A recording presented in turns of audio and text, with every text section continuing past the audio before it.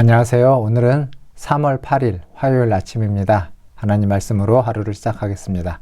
오늘 말씀은 레위기 6장 8절에서 18절까지 말씀 제가 읽겠습니다. 여호와께서 모세에게 말씀하여 이르시되 아론과 그의 자손에게 명령하여 이르라. 번제의 규례는 이러하니라. 번제물은 아침까지 제단 위에 있는 석쇠 위에 두고 제단의 불이 그 위에서 꺼지지 않게 할 것이요. 제사장은 세마포 긴 옷을 입고 세마포 속바지로 하체를 가리고 제단 위에서 불태운 번제의 재를 가져다가 제단 곁에 두고 그 옷을 벗고 다른 옷을 입고 그 재를 진영 바깥 정결한 곳으로 가져갈 것이요. 제단 위의 불은 항상 피워 꺼지지 않게 할지니 제사장은 아침마다 나무를 그 위에서 태우고 번제물을 그 위에 벌려놓고 화목제의 기름을 그 위에서 불사를 찌며 불은 끊임이 없이 제단 위에 피워 꺼지지 않게 할지니라. 소제의 규례는 이러하니라.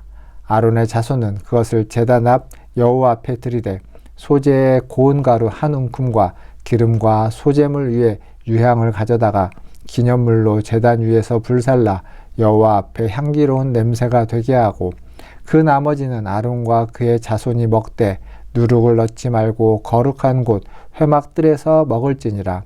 그것에 누룩을 넣어 굽지 말라. 이는 나의 화제물 중에서 내가 그들에게 주어 그들의 소득이 되게 하는 것이라. 속죄제와 속건제 같이 지극히 거룩한 즉 아론 자손의 남자는 모두 이를 먹을지니 이는 여호와의 화제물 중에서 대대로 그들의 영원한 소득이 됨이라. 이를 만지는 자마다 거룩하리라. 아멘. 오늘 말씀은 제사장에게 주어지는 제사의 규례라고 이야기할 수 있습니다. 레위기 1장부터 번제, 소제, 화목제, 속죄제, 속건제로 이어지는 이 제사의 규례는 제사를 드리러 오는 사람, 제물을 가지고 오는 사람 입장에서 쓰여졌던 규례라면 오늘과 뒤에 이어지는 말씀은 그 제사장의 입장에서 그 제물을 받아서 또 제사를 어떤 식으로 보완해야 될지 제사장의 입장에서 얘기해 주고 있는 규례입니다. 방금 읽었던 번제와 소제에 대해서 생각해 보면 사실 번제는 상번제라고 해서 민수기에 나옵니다. 아침 저녁으로 번제를 드렸습니다. 매일매일 하루에 2번씩 드려지는 번제이죠. 제사입니다. 그래서 이 번제는 저녁 때 특별히 제사를 드릴 때에는 그 제단 위에 충분한 나무를 갖다 올려놓고 밤새 탈 수 있도록 밤새 불이 꺼지지 않도록 하는 것이 제사장의 아주 중요한 덕목이고 중요한 역할이었습니다. 그래서 밤새 타고 남은 그 재를 아침에 와서 이제 그 재를 다 처리하고 그리고 그 재를 진영 바깥에다가 갖다가 버리는 이야기. 그리고 동시에 또 아침에 제사를 번제를 드리기 위해서 나무를 또 버려놓고 계속 그 불을 유지하는 이야기. 그게 이제 오늘 읽었던 말씀입니다. 이렇게 제사장에 있어서 이 번제단의 불을 꺼지지 않도록 계속 유지하는 건 아주 중요한 일이었다는 사실입니다. 그리고 이 불은 어떤 신적인 불로서 거룩한 불로서 하나님이 주신 불이다 라고 이해할 수 있습니다. 뿐만 아니라 우리가 잘 아는 것처럼 이 신약에 오면 성도에게 있는 불을 이야기할 때 가장 중요한 건 성령의 불을 이야기하는 거죠. 이러한 불은 절대 꺼트려서는 안 되는 불입니다. 뿐만 아니라 이 불이 있으므로 언제나 항상 하나님과 연결되어 있고 우리가 하나님의 백성인 것을 우리의 정체성을 보여주고 있는 것이 바로 이 성령의 불, 신적인 불이다라고 이야기할 수 있습니다. 더불어서 이 번제를 집례하는 제사장의 의복을 보면 세마포 옷을 입습니다. 세마포 속옷을 입고 세마포 속바지를 입고 이 번제를 진행하고 있습니다. 그리고 그가 올라갈 때는 그 하체가 보이지 않도록 하체를 가리면서 제단 위로 올라가게 되고 또 이 성전에서 벗어나서 그 재를 가지고 진영 밖으로 나갈 때에는 거룩한 옷인 세마포를 벗고 옷을 갈아입고 다른 옷을 입고서 진영 밖으로 가서 그 재를 처리하는 모습을 볼 수 있습니다.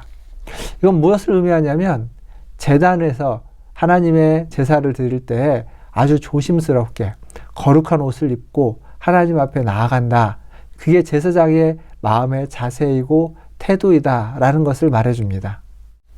이렇게 제사장은 번제뿐만 아니라 모든 제사를 집례하고 그 제사의 역할을 감당할 때 언제나 거룩하고 언제나 조심스럽고 자기 자신을 돌아보며 일정한 절차를 거쳐서 준비해야만 하는 겁니다. 지금도 마찬가지일 겁니다. 하나님의 예배를 드릴 때 예배를 섬기는 이들은 그것을 위해서 준비하고 기도하는 자는 기도문을 준비할 것이고 말씀을 전하는 자는 그 설교문을 준비할 것이고 찬양을 인도하는 자는 그 찬양의 콘티를 준비하고 그것을 연습하고 이러한 모든 준비들, 그러한 준비들이 다 합쳐져서 하나님 앞에 하나님이 받으실 만한 제사가 되는 줄 믿습니다. 그리고 이어지는 말씀은 소제에 대한 규례입니다. 소제에 대한 규례는 앞에서 나온 것과 비슷한 이야기를 합니다. 고운 가루 한 움큼에 그리고 기름과 유향을 넣고 누룩은 넣지 말고 그 한 움큼을 제단에 태워서 드리는 거죠.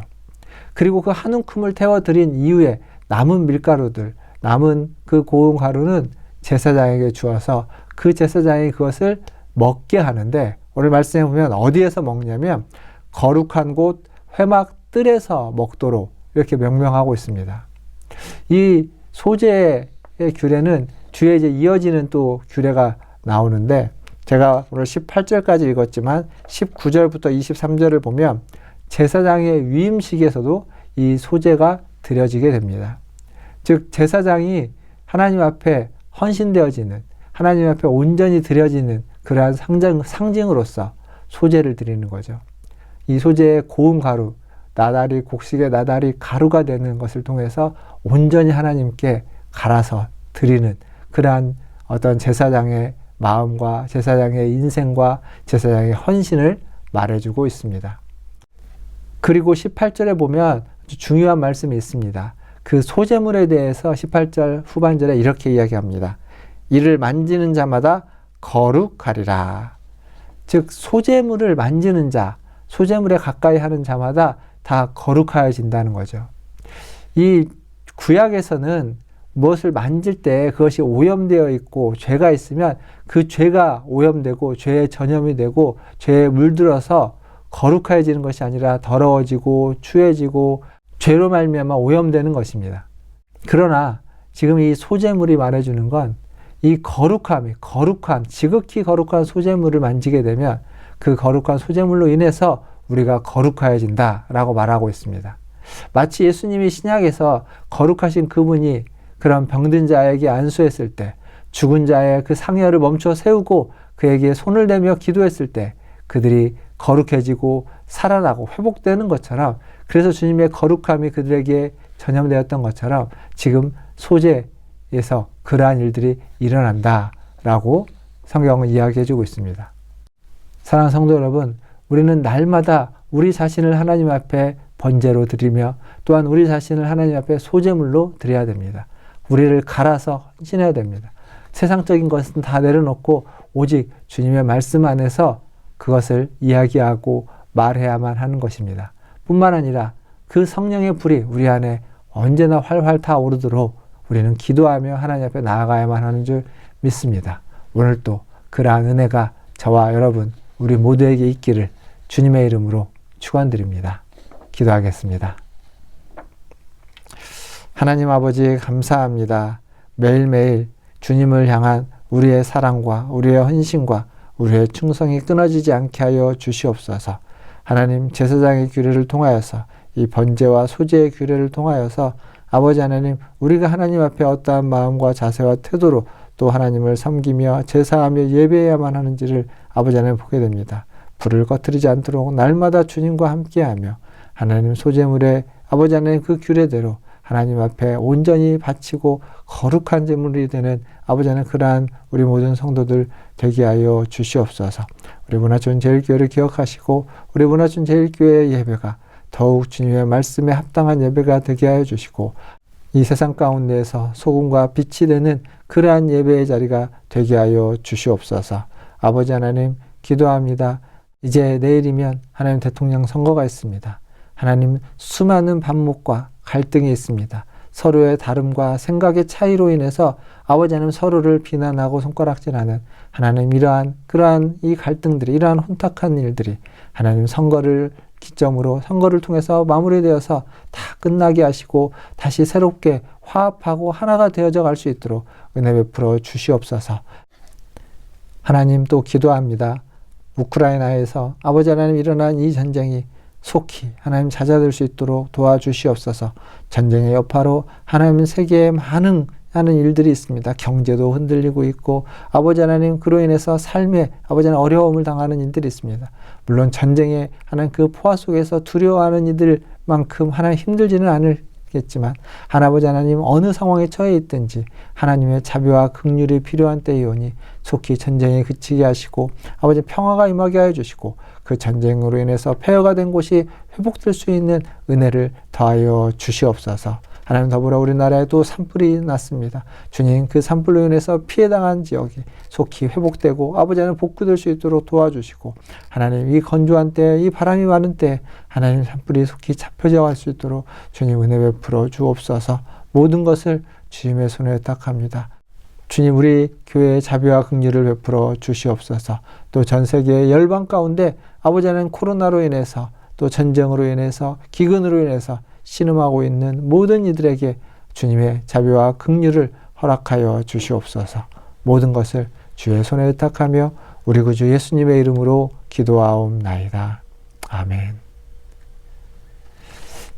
사랑합니다. 축복합니다. 또 내일 아침에 뵙도록 하겠습니다. 샬롬.